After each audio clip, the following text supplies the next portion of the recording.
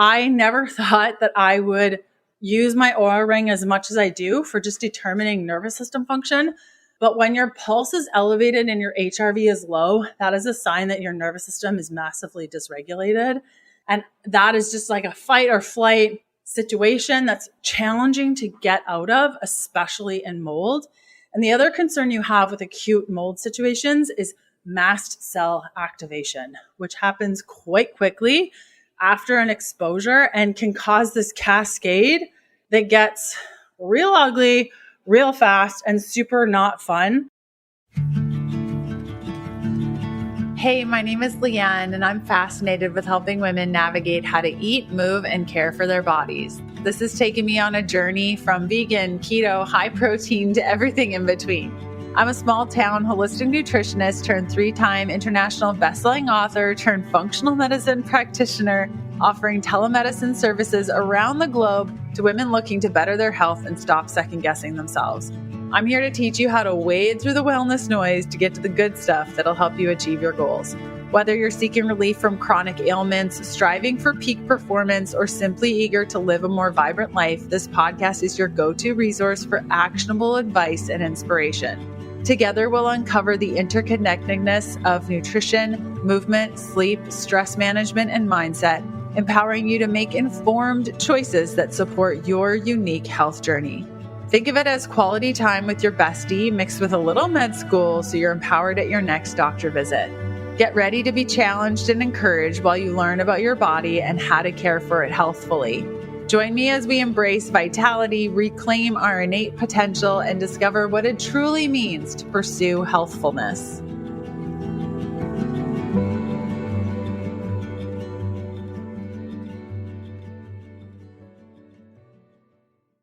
Hello, and welcome to another episode. We're doing something a little bit different today. It has been super rainy, and this is the only time that I have to record today's episode. And if I don't get my steps in on my indoor treadmill, it's not going to happen. So I have my desk set up with my treadmill underneath, my little walking stand-up desk treadmill set up. And I'm hoping that you can't hear me walking and maybe huffing and puffing a little bit as we do today's episode. This is my healthful pursuit. If I don't get my steps in, it's just so lame. So here we are, and we're going to walk and talk together. And probably you're doing some other activity like doing laundry, or maybe you're on a walk too. So we're going to walk together and chat about acute mold exposure. So if you joined us on the last episode, November 5th, episode 498, I was talking about my travels and spending over a month in Europe, which was overall a huge challenge. Like when I get together with my girlfriends and they ask me how the trip was, I'm like, I wouldn't do it again like that. I was very lonely, but I'm glad that I did it. But there were a lot of challenges with that. But the beautiful thing is that I came home fully prepared for what was about to blow up in my face. And had I not gone on that trip and been challenged to take things one moment at a time, really get out of my comfort zone, really trusting in God in every single aspect of my day-to-day, I couldn't have done the last couple of weeks that happened over here at our home. So, spoiler alert, I get back from Europe and I get exposed to mold. So let's go through the full timelines that you can understand things. I also want to talk about the difference between acute and chronic exposure. Even before we get started, let's actually do that right now. So many years ago, about 10 years ago, I was exposed to mold, didn't know it, reacted very poorly to it, lived in that mold for years, and continued to feel absolutely terrible. That is a chronic mold exposure, okay? We're not covering that area today. What we're covering is all is well, all is good in your home, and then all of a sudden you find out that there's an acute situation that occurred in your home and you got to deal with it. Okay. And so that's what happened to me. And the two protocols, how we address what we're doing for the body, especially, is going to be very different. In the case of a chronic mold exposure, there's a lot of work that needs to be done over months and months and months, and in some cases over a year, to just balance the body, detox the body, regulate an inflammatory response and really, really get yourself stabilized, both mast cells and nervous system. And there's a lot of stuff to it. And so I do that a lot with my clients, individuals that have been exposed to water damaged materials over months and months and months and years and years and years, and kind of just working through exactly what's happening and how to regulate the body. And so that's a more heavy lift. Okay. Not saying it's impossible. I mean, I do this day in, day out with my clients in my private practice. But what we're talking about today is you're healthy, all is good. Perhaps your drainage pathways are already open and life is fantastic. And all of a sudden there's a leak in your home that wasn't there before and you have to address it. Okay. So I'll give you kind of a timeline of what occurred. So right before I went to Europe, probably about 2 weeks before, I did a air quality test, which I do every 6 months or so. I started doing this when we lived on boats, because boats will get a lot of water damage all the time. It's like ongoing. And so I was constantly assessing areas for water damage, assessing the air quality, and then we were coming up with plans on how to address fully without getting exposed and all those things. And it was just a very normal part of living on a boat. And so when we moved into a home in early 2024, I decided to continue assessing air quality. And so even before we signed our lease, I had asked our landlord if I could test the air before we even signed the lease to make sure that it was safe. And I continue to test the air every 4 to 6 months or so. And I also check for visible water damage. Okay. Like once a week on Fridays, I just walk around the house, look in areas and assess to see if there's water coming in. I also, from our boating days, have a FLIR camera, which I use once a week also, just checking for cold spots in the wall. Now, of course, this isn't an exact science, and especially in warm areas, it can be challenging because the water and the temperature of the walls is quite similar. And I found it to be challenging to determine unless you can see the water coming in. The FLIR doesn't really help all that much, but I continue to use that and my moisture meter just as, insurance against making sure that I'm not breathing in or we're not exposed to things that we don't need to be exposed to. So right before I left, I did an air quality test. My preferred air quality test is from a company called Got Mold. You can actually get it on Amazon. I will include a link in the show notes today for actually all the things. I'll just make a little resource for you. So we'll include the Got Mold testing in there. And yeah, so I did that a couple of weeks before I left. It came back. It was fine. I did my visual inspections as I normally do. Everything was fine. I go to Europe. I come back. And one of the first things I did was turn on all of my filters. My husband, Kevin, hates my air doctors and my Jasper units. And he just hates the noise. He hates them. So when I leave, when I'm gone for any amount of time, he's constantly turning them off and he just can't sleep as well with them on. And so when I'm gone, he's like, yes, I can sleep without them on. So I turn on the air filters and I walked around the home and I checked everything and everything looked fine. That night, I woke up around 2 a.m. I was having a hard time sleeping. I thought it was just because I'd traveled a whole bunch. You know how it is traveling from Europe. You're just a little bit off your routine. And I had been hiking a lot in Europe. So I thought, maybe I'm just a little bit frazzled. And I woke up middle of the night and my hands were hurting really bad. And I thought it was just because of altitude and maybe I had a little bit of edema and I didn't think much of it. And this symptom progressed quite considerably over the next couple of days to that Sunday when somebody went to shake my hand at church. It hurt so bad that I pulled away and was like, if this is what arthritis feels like, oh my goodness, that is the most painful. And I mean, she was an elderly lady. She didn't squeeze my hand super intensely. So I knew that there was something wrong. And in my mind, I had been on vitamin A and a couple of bone marrow supplements to help some neck pain and other things I had going on previous. So I just thought, oh, okay, well, maybe it's a fat soluble vitamin that's just displaying as excess, because when you're taking vitamins A, D, E, K. How you know that you are taking too much or you've kind of pushed the threshold is you can get a lot of body pains. That's happened to me with vitamin D and vitamin A and K and E in the past. And so this felt very similar. So I dropped my vitamin A, I dropped my vitamin K, and it didn't change. And fast forward 2 days, Coconut and I, our dog, are sitting on the couch, and out of the corner of my eye, I see these bubbles on the wall. And I'm like, oh boy. Oh boy. This is the night before the hurricane was set to come to Florida. I had already committed to having a friend over who broke her leg and needed some place to stay because she was nervous about the home that she was staying in during the storm. And I said, yeah, like come over. That's fine. You know, we have a generator and all the things. And so I feel very confident in the home that we have. So yeah, come on over. So the night before she's planning to come, I see this bubbling on the wall. And I remembered that there was a southern wind that came in that morning with rain. And that's very rare for this area, a southern wind with rain. And so I thought, oh boy, I need to check the whole southern wall of the house. And sure enough, all the windows on the south side were leaking. And so I contacted my landlord. And here's the thing. If you own your own home, there are things that you can do that somebody who's renting just cannot. 9 times out of 10, your landlord will just say, yeah, I'll have somebody come by and, shave down the bubbles and repaint it. And that's not going to address the situation. And unfortunately, when you don't own your home, you're kind of at a limit of what you can do because it's not your place. And so I knew getting back into homes, it was our first time in over, 8 years living in a house.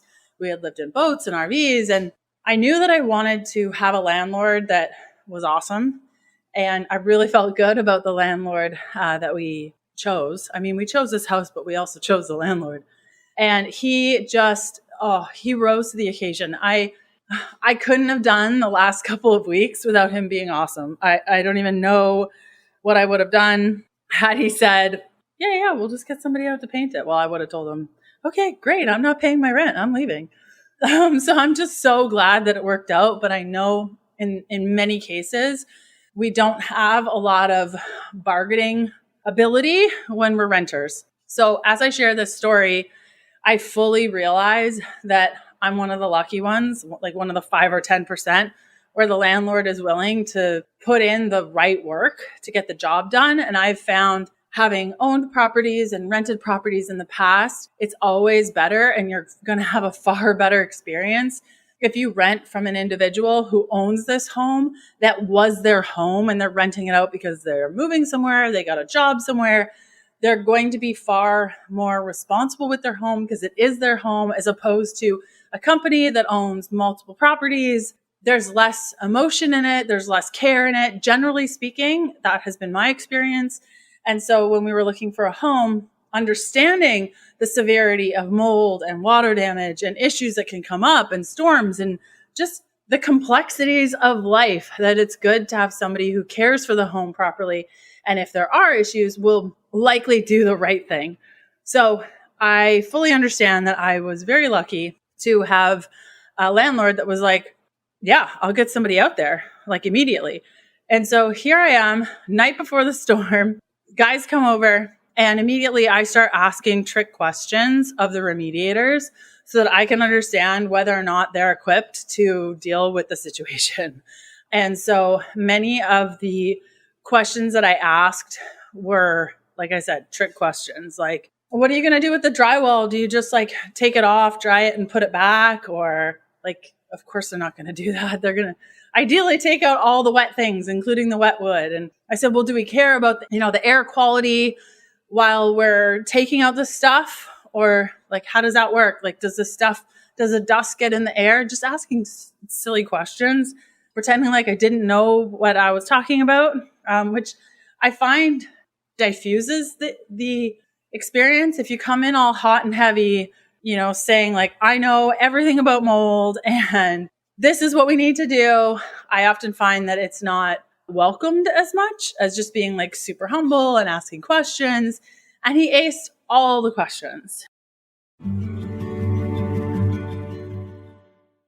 Starting today, Element's limited time chocolate medley is back. This trio of flavors, chocolate mint, chocolate chai, and chocolate raspberry, is the perfect way to warm up your winter. Whether you're enjoying a cozy cup on its own or adding it to your favorite recipes, this medley is designed to make your winter delicious and healthy. So Element is a zero sugar electrolyte drink mix that's made to support hydration and balance, especially for women. Electrolyte deficiencies can cause headaches, fatigue, brain fog, and Element replenishes the sodium, magnesium, potassium that you need without all the added sugar and artificial ingredients of the other guys. This is especially important for women who are active or fasting or following low carb diets even, or if you have adrenal dysfunction. Keeping your electrolytes in check supports energy, focus, and overall wellness. Each chocolate medley box comes with 10 of each flavor, but it's only available for a limited time. Plus, with any purchase through my exclusive link, you'll get a free Element sample pack. And remember, Element is risk-free. So if you don't love it, just pass it on to a friend and they'll refund you, no questions asked. You can get all this and more by going to drinklmnt.com/KDP for your free sample pack with any order. Again, that's drinklmnt.com/KDP. So a couple of things that I was looking for in a remediation company was, one, understanding that the water damaged materials are dangerous. When you're cutting through them, when you're having them in your home, when you're carting them to the trash, it's important to think of them like a contaminant that you don't want to get on anything or around anyone. Preparing the space is also really important, making sure that that contaminant stays as far away as possible from the homeowner and even the workers themselves. Another piece is how to prepare the area before you close it back up. Like, are they going to spray it with antibacterial spray, otherwise known as fogging? The concern there, and a lot of companies will do this, a lot of rental companies will do this, they'll just say, yeah, if we have a mold problem, we're going to fog the home and that'll stop the mold from growing. That's not entirely true. Unfortunately, just like your body has a microbiome, your home has a microbiome. And introducing these antibacterial agents is very much like introducing an antibiotic into the body. And it can kill not only the bad guys, but also the good guys and really affect your home's balance.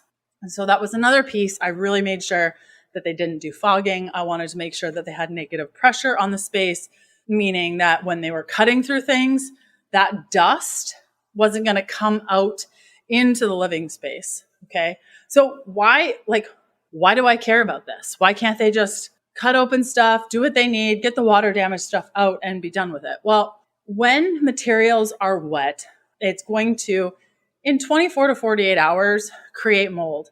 And the mold is not necessarily the problem. The mycotoxins that the mold creates, that's the problem. So those mycotoxins are going to pretty immediately affect our mitochondrial function. We're going to deal with brain fog and difficulty focusing, vision or hearing problems even. We can deal with chronic fatigue, headaches, nosebleeds, breathing problems, lower body temperature. Our thyroid can start to act out pretty quickly for those that already have thyroid issues. Inflammation. So with my story, just waking up that first night being like, oh my goodness, my hands, oh, they were so painful. And I just didn't put two and two together until I saw that water damage. Like, oh, right. Yeah, no, totally. That's because of the water issue. We can wake up tired even after we've had 6 or more hours of sleep. Our eyes can be really sensitive to bright or direct light. And then we get into some of the mycotoxin symptoms. Okay, so those are going to be things like stuffy nose and sinus pain, especially. Rashes are a thing, eczema, chronic SIBO issues, bloating, difficulty sleeping. So if you remember from my story, that first night, I'm waking up at 2 a.m. like, this is so not like me at this part of my cycle, especially as I near my period, about days 25 to bleed. I have a really hard time sleeping. I always have. And so I was on like day 5 of my cycle and I'm like, there's something wrong here. This is not normal. Anxiety and depression can show up pretty quickly, actually. Of course, you can experience a mildewy smell in your home, but just because you don't smell that doesn't mean there isn't mold growing. So I want to preface that. Ongoing sinus infections are a key piece here. And I've struggled with sinus infections ongoing. I'm very, very sensitive to my environment, and it can be very, very challenging to use the sinus infections as a red flag to the environment that I'm in, because I could walk into the post office, be there for 10 minutes, and then get a sinus infection. And so I usually don't use it as an indicator of, oh my goodness, my home has mold, because I could get it from anywhere at any time pretty quickly. And so that's why mold and the mycotoxins that they create can be such a danger. And when it comes to your drainage pathways, so we talked about drainage before on the podcast. Basically, think of your body like a sponge. And when our drainage pathways are blocked, we can't wring out the toxicities that we would normally be able to wring out as a little sponge that's really good at it really easily. So drainage pathways include your sweat, your urine, your poop, your lymph, your breath. Okay, so your liver is part of that too. It is influenced by your lymph as well. Those two are closely tied. And so signs that you're having drainage dysfunction issues include things like constipation or skin issues or edema. Like I said, I thought maybe this is edema. What's going on here? Waking up between 1 or 4, that's usually related to the liver. Chronic inflammation, heart palpitations, being sensitive to light, sound, or even sensitive to EMF, having morning stiffness or breathing or lung issues. You can kind of hear my breath is not ideal, one, because I'm walking on a 12% incline walking pad while we're having this conversation, but also my lungs are not awesome, having been exposed to this over the last couple of weeks. So I'm trying my best. Another big sign of drainage issues has to do with puffy eyes. Like if you wake up and the bags under your eyes are pretty puffy and it takes yourself a little while to kind of regulate, that can be another sign of drainage issues. And so because we don't live in a vacuum and we have to understand that these sorts of things are going to happen in our life, the key thing that you can do to prepare for an acute water damage situation, which is bound to happen in your life, either at work or church or home, is to make sure that your drainage is open. So when I started this work, when I kind of shifted much of my work from just basic holistic nutrition, meal plans, macro balances, which I still do a ton of, into more blood work and functional wellness and looking into mold illness and parasite issues and these root causes that are keeping us sick. A big thing that was really important to me from the get-go is making sure that my drainage is always open. Because if you are a supple little sponge that's able to squeeze out the things that you're exposed to, you're going to have a far easier time when it comes to these acute situations. And so when I saw the bubbles on the wall and I thought about having my friend over and while all of this stuff is going on and she had no place to go, I thought, okay, well, I've kept up with my drainage practices. I should be okay. I should be fine. As long as they prepare things properly, that's a big part. As long as they prepare things properly, everything should be fine. Because I had kept up with once a week coffee enemas, once a week sauna, once a week castor oil pack, once a week vibration plate.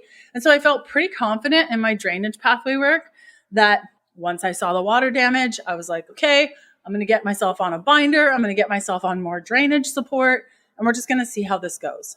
Now, when it comes to binder support in a acute mold situation, assuming that you've already done root cause work, like this is not your first time taking a binder, I would probably do something like Ultra Binder from Quicksilver. I love that binder for mold situations. It's fantastic. Or if you're new to binders, this is your first time, you have an acute mold situation, I would go with like Biotoxin Binder from Cellcore. Cellcore doesn't allow just a regular human being to go on and like order their products. So I'm going to include my Cellcore link in the show notes so you can check it out. And myself personally, I have little kits at home for acute situations that happen. Like if I get a weird bug bite or a tick bite, or It's actually referred to as a tick sting if we want to get technical, but let's leave it alone. Or I get an acute mold situation. I have all of these supports in my home. So when this happens, I'm not freaking out like, oh my gosh, when am I going to get my binding agent and how long is it going to take to get to my home? I already have it all on board. So I just went into my cabinet, found the stuff and started taking it. So a binder is really essential. And then drainage pathway support. So when it comes to mold, the best drainage pathway support, I think, is TUDCA. Pretty hardcore, not ideal if you've had gallbladder stones, and I would avoid just because of the complexities with that. But another great option, which I personally love using and I respond really well to, is KL support from Cellcore.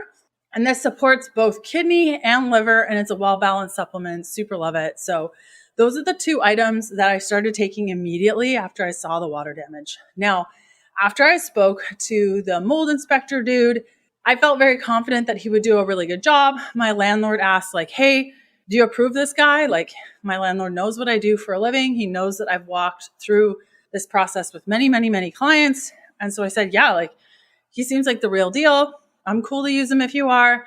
And so they got to work. They tented off everything. They started cutting through the drywall. And that's kind of when things went a little sideways.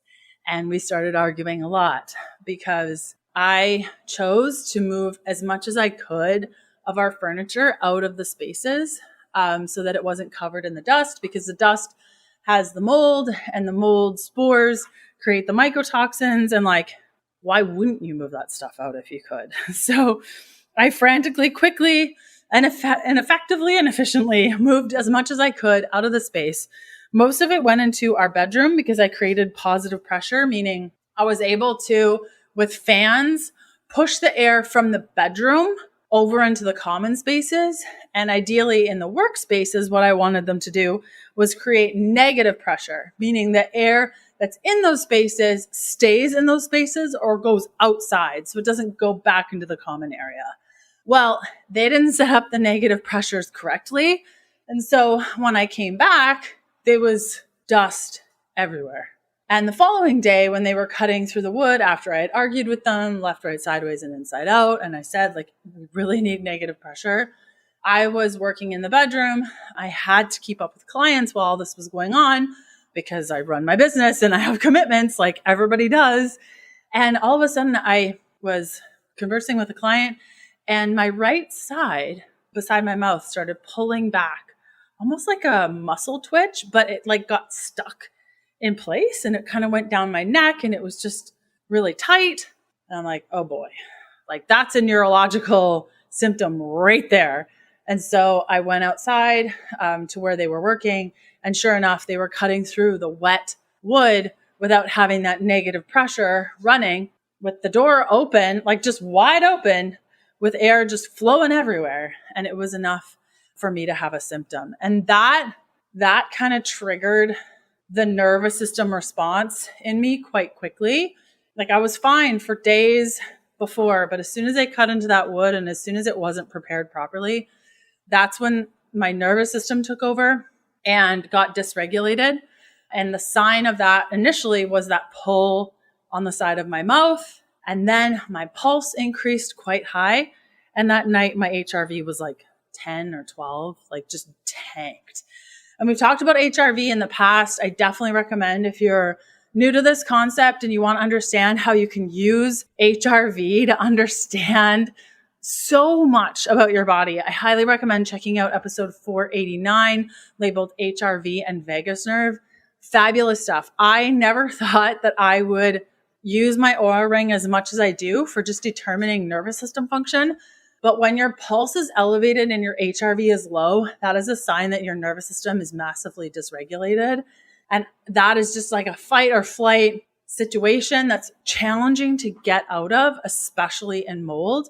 And the other concern you have with acute mold situations is mast cell activation, which happens quite quickly after an exposure and can cause this cascade that gets real ugly, real fast, and super not fun. For myself, it shows up primarily as fatigue, flushing. Like I'll just feel like all of a sudden my body gets like really hot and red and just like overblown. I can have ear pain, primarily like behind my ear. My throat can get itchy, or just my skin will get itchy, like with the like overwhelming heat. Okay. So those can be signs of a mast cell activation. I want to go through some other common symptoms that you know what's happening there. So sweating, weight gain, weight loss, though those do take some time to obviously show up, rashes, appetite changes, ear congestion, like ears that are constantly plugged, a burning mouth, dental decay can be one.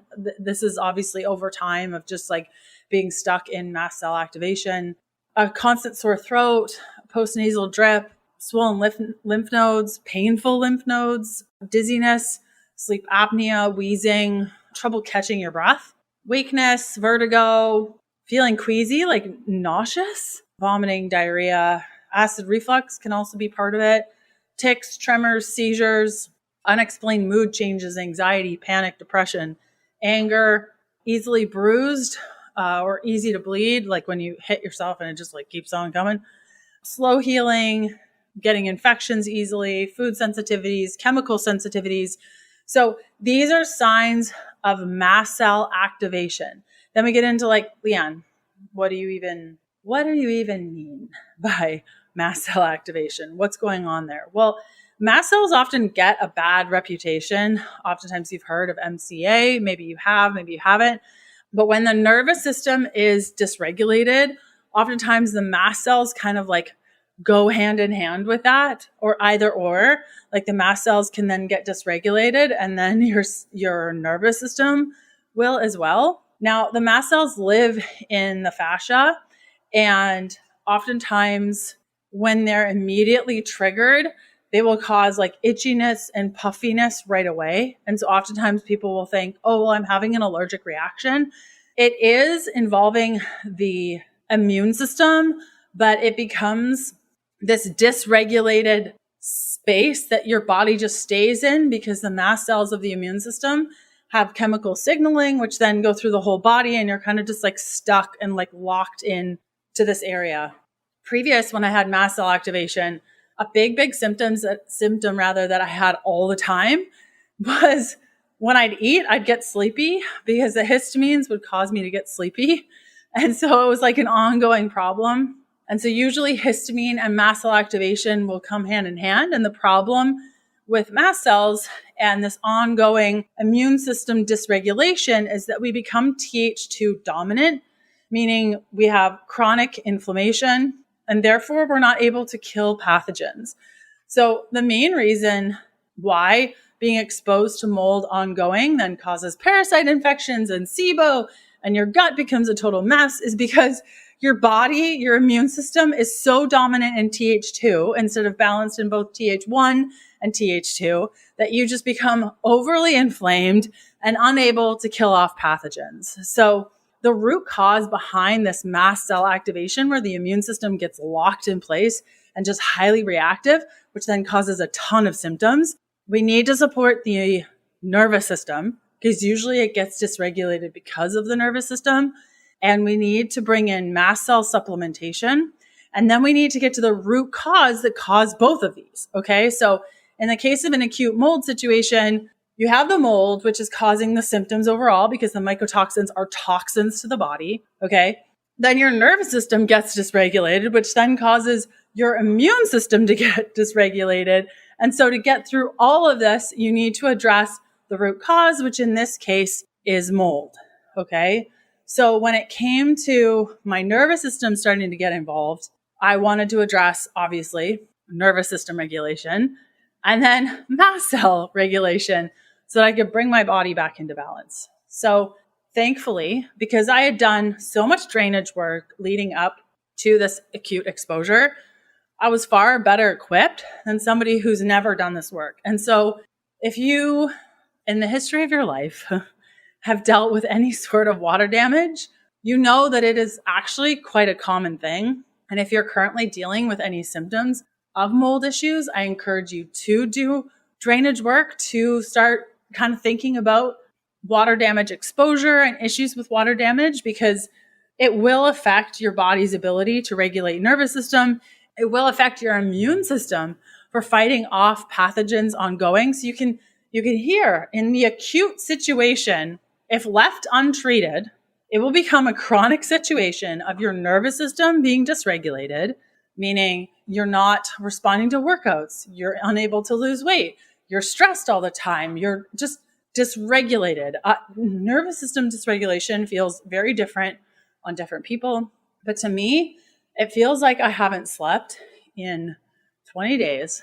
And somebody saying that they're out of chocolate flavored ice cream when I wanted chocolate flavored ice cream takes me over the edge. Like the smallest things, which should not be a big deal. And logically, I'm like, why am I reacting to this?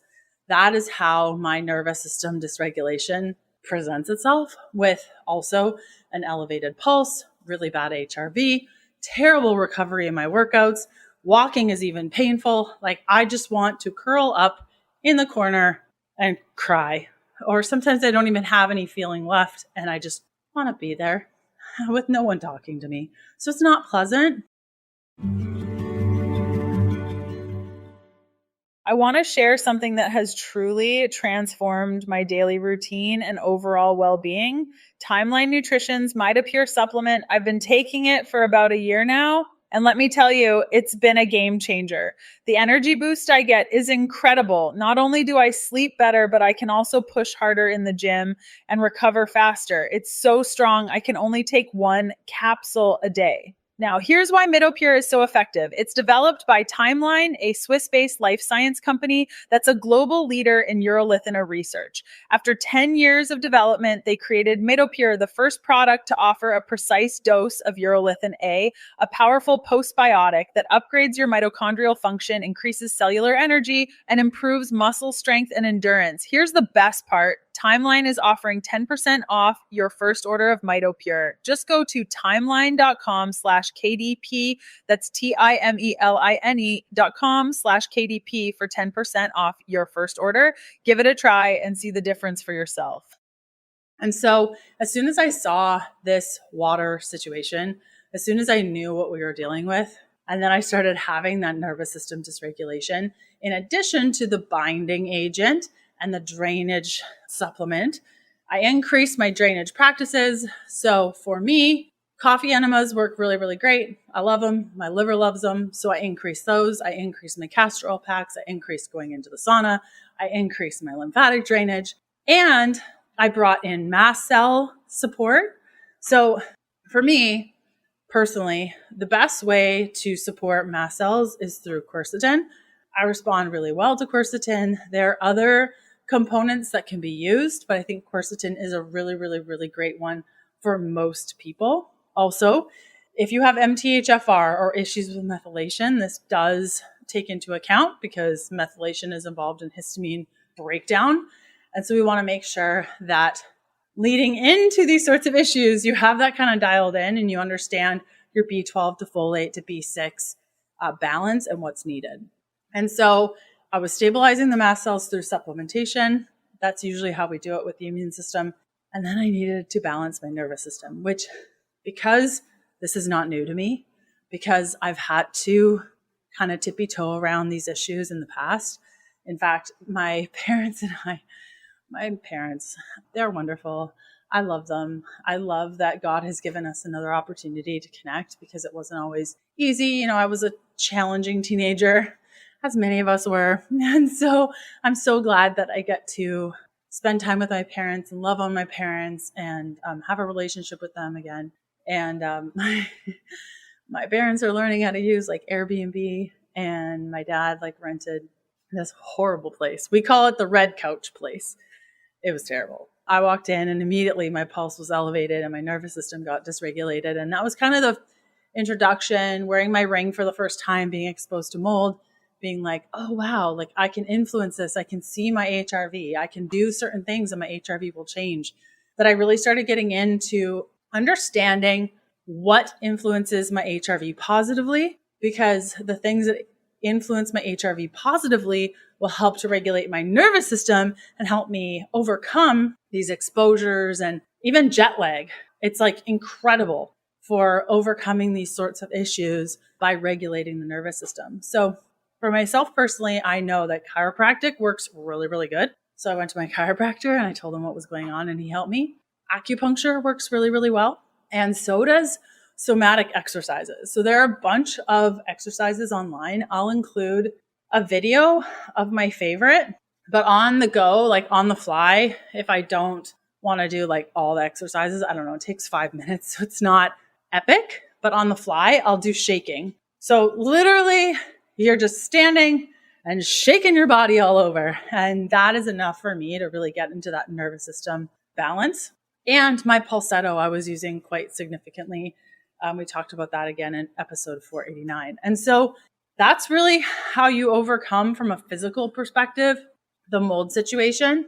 Another piece I want to highlight is the sinuses, because when you're breathing in mold spores, which create mycotoxins, they actually wedge in your sinus and create like a colony of disgustingness. So when I knew that there was mold in the house, when I saw the water damage underneath the windows, I immediately started taking my nasal spray, which I do quite regularly anyways, because like I said, I get sinus infections all the time. And so I'm pretty like well versed at this. And what I found for myself to be really helpful is xylitol spray, which I add frankincense oil to. So frankincense essential oil. This is not for the faint of heart. This is not something that I would recommend you just like go out and do on your own. So if you're just getting started, things like propolis and silver spray work really well. But that's only going to get to like the little baby parts of your sinus, not like the whole thing, like above your forehead and all this stuff. That's where you get into nebulizing. And so if you want to learn more about that, you can do some Google research and figure it out.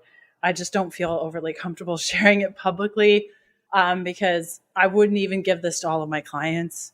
But that is an option, as is things like Navage or neti pots. I personally can't use because it will just give me a further infection or cause a new infection. They always trigger infection for me. And yeah, so I think it's because of my deviated septum that it just causes problems. So I don't even bother. But if you respond really well to that, as soon as you're exposed to acute mold situation, it's really helpful to continue to flush out the sinus.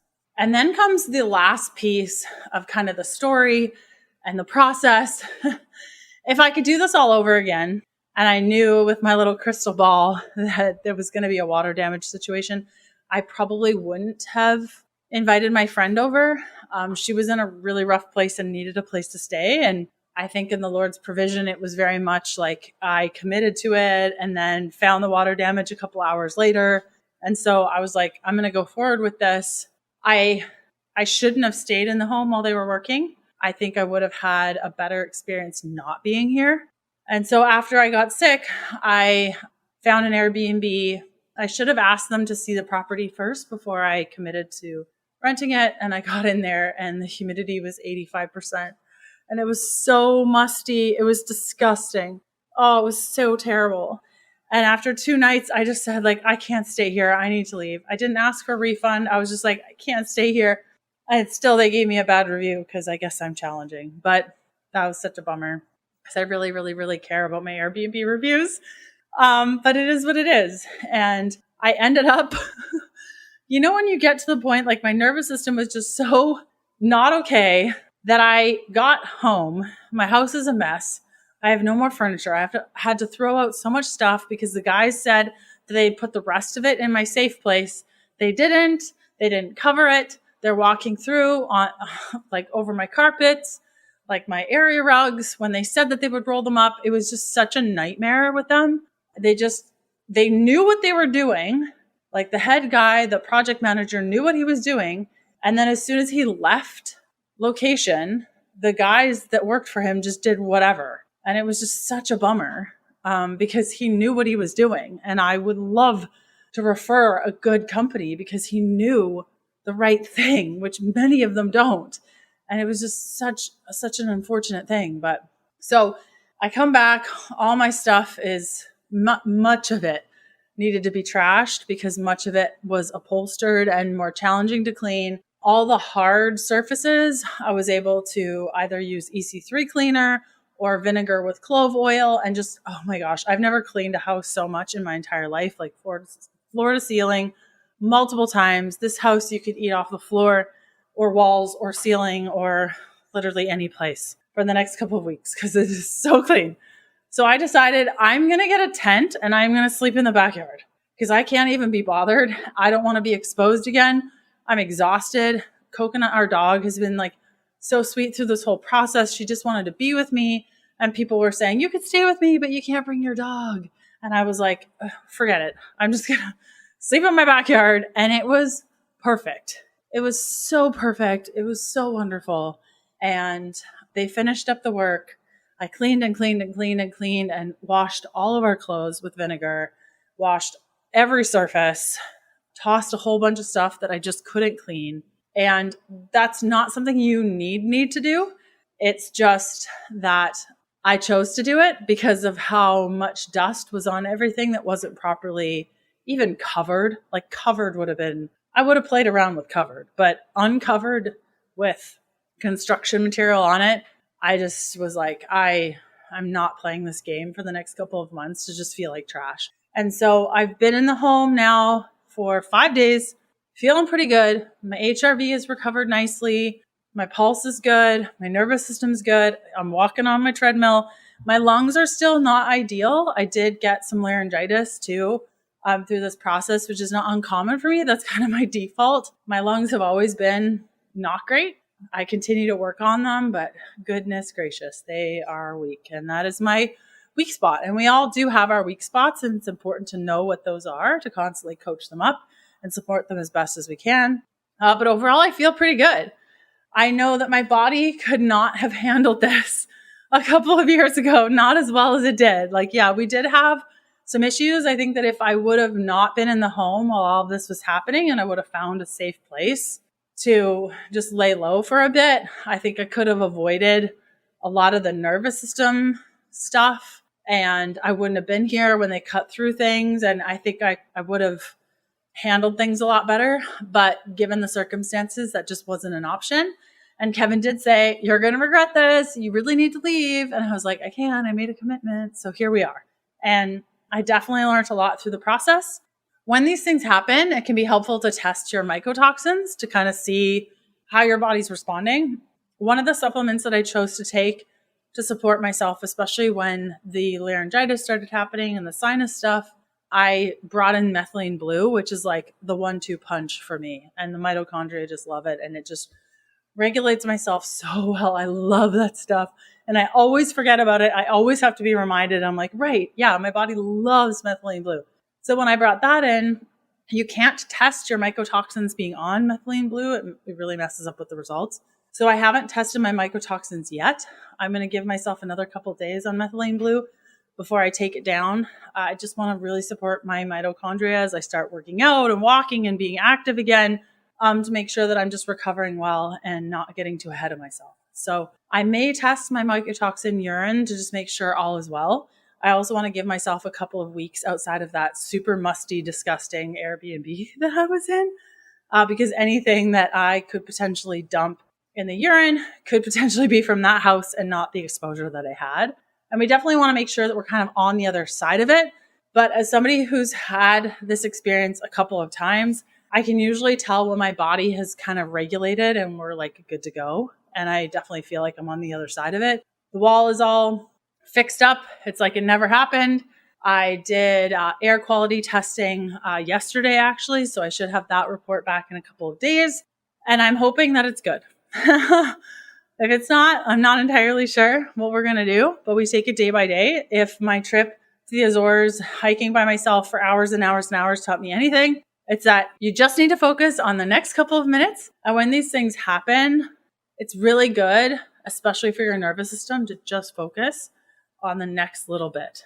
And so I remember when my mom called on that day when I came back into the house and I'm like, I don't have an Airbnb and the dog is in the backyard and I have no idea what we're going to do. She's like, where are you going to sleep? I'm like, I have no idea. It's only 2 p.m. I sleep around 10 p.m. So we got lots of time to figure it out. And that's really how you have to take these things sometimes, because the nervous system itself can just get totally frazzled if you try to take on too much. And so, yeah, that was my acute mold situation. I hope that something in there I shared was helpful for you. I hope my huffing and puffing on my treadmill was not too much for you.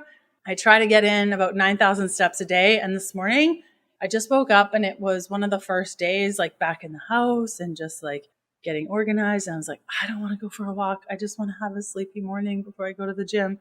So I chose not to walk, which meant that I was down 5,000 steps this afternoon. And so, yay, I got my 5,000 chatting with you right now, which is just so great. I love my stand-up desk. I love that we got to do this. And I will be sure to include those resources in the show notes, including the somatic exercises that I use, the mold testing, and the CellCore code, should you want to check out some of those supplements that I recommended. When it comes to the mold testing, you might hear some people say, no, ERMI is best. You need an ERMI. I have gone back and forth on mold testing and what's best.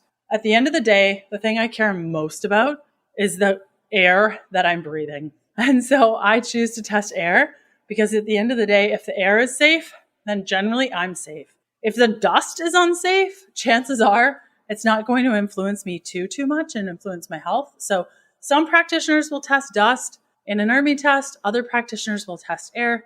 I more go toward the air because I care about what I'm breathing in and just the safety and quality overall. I find ERMI tests, they're usually like super high, crazy, scary. I think they can be helpful for individuals who have experienced SIRS and they're just like in a really, really bad place. And so maybe that testing at that point could be helpful. So, okay, I'm going to sign off. I hope you have a great rest of your day and thanks for hanging out with me. Bye. Thanks for listening to the Healthful Pursuit Podcast. Join us next Tuesday for another episode of the show. If you're looking for free resources, there are a couple of places you can go. The first to my blog, healthfulpursuit.com, where you're going to find loads of recipes. The second is a free parasite protocol that I've put together for you that outlines symptoms, testing, and resources to determine whether or not you have a parasite, plus a full protocol to follow to eradicate them from your life if you need to. That's available at healthfulpursuit.com/parasites. And last but certainly not least, a full list of blood work markers to ask your doctor for so that you can get a full picture of your health. You can grab that free resource by going to healthfulpursuit.com/labs. The Healthful Pursuit Podcast, including show notes and links, provides information in respect to healthy living, recipes, nutrition, and diet, and is intended for informational purposes only. The information provided is not a substitute for medical advice, diagnosis, or treatment, nor is it to be construed as such. We cannot guarantee that the information provided on the Healthful Pursuit Podcast reflects the most up-to-date medical research. Information is provided without any representation or warranties of any kind. Please consult a qualified health practitioner with any questions you may have regarding your health and nutrition program.